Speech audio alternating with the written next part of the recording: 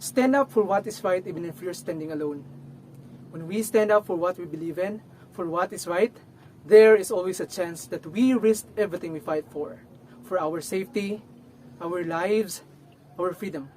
But if we stand down, the risk is definite.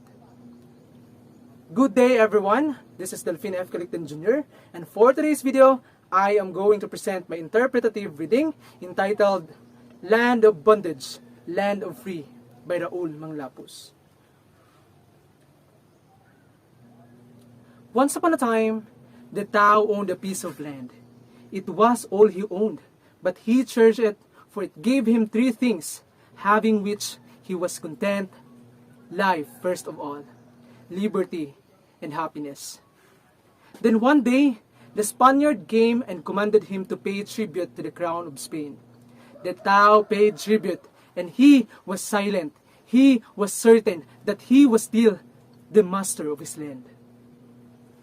The Spaniard became rich, but with riches evil entered into him, and he came to the Tao a second time. He read the Tao a formidable document saying, "According to this Decreto Real, which unfortunately you cannot read, this that you have been paying me is not tribute, but rent, for the land is not yours, but mine." The Tao paid tribute and said nothing. He ceased to be a free man. He became a serf. Still, Tao held his peace. The rent went up and up. The Tao starved. And this time, at last he spoke, not in words, but with the rustic instrument with which he cleared the land once his own, the bolo. He transformed it from an instrument of tillage to an instrument of death, and with it drove away the stranger. Then he returned to his field, saying, "Now indeed shall I again be master of this land, once my own, but stolen from me by the trickery of quicker wits than mine." But the Tao was wrong, for the land had another master, this time not a stranger, but his own countryman grown rich. The Tao had a new name, Kasama, which to us means partner, but which to the Tao meant still a slave. For once more, he suffered from his countrymen the same things he had suffered from the stranger: the rents, the usury, and all the rest of it. Yes, the Tao returned to his field thinking that he was free, but he soon discovered that he was still a prisoner. His prison, a two-room shack, rent by every wind, without any comfort, except the three families have there the privilege to starve. The Tao's home has become his very prison. Its doors, if you can call them such, are wide open.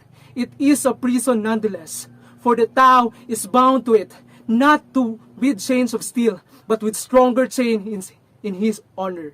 To this day, the Tao remains a slave, a prisoner of usurer. No wonder then that Tao, being slave, has acquired the habits of a slave. No wonder after 3 centuries in chains, without freedom, without hope, he should lose the erect and fearless posture of the free man, and become the bent, misshapen, indolent, vicious, pitiful thing that he is. Who dares to accuse him? Who dares to rise in judgment against this man? Reduced to this subhuman level 3 centuries of oppression. The Tao does not come here tonight to be judged, but to judge. Hear then his accusation and his sentence. I indict the Spanish encomendero for inventing taxes impossible to bear. I indict the usurer for saddling me with debts impossible to pay.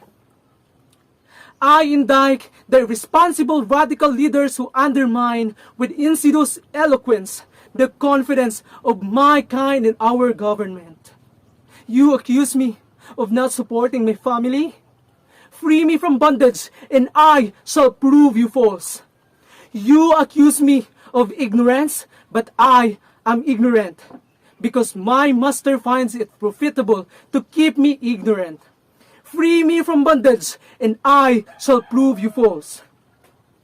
You accuse me of indolence, but I am indolent, not because I have no will, but because I have no hope. Why should I labor if all of the fruits of my labor go to pay an unpayable debt? Free me from bondage, and I shall prove you false.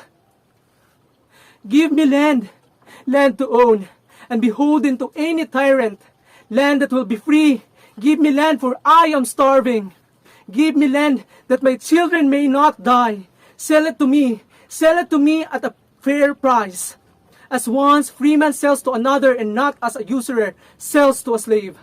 I am poor, but I will pay it.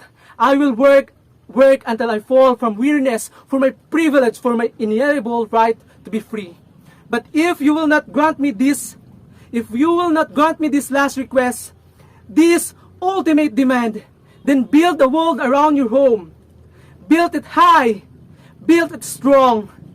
Place a sentry parapet, for I, who have been silent these 300 years, will come in the night when you are feasting. With my cry, my bolo at your door, may God have mercy on your soul.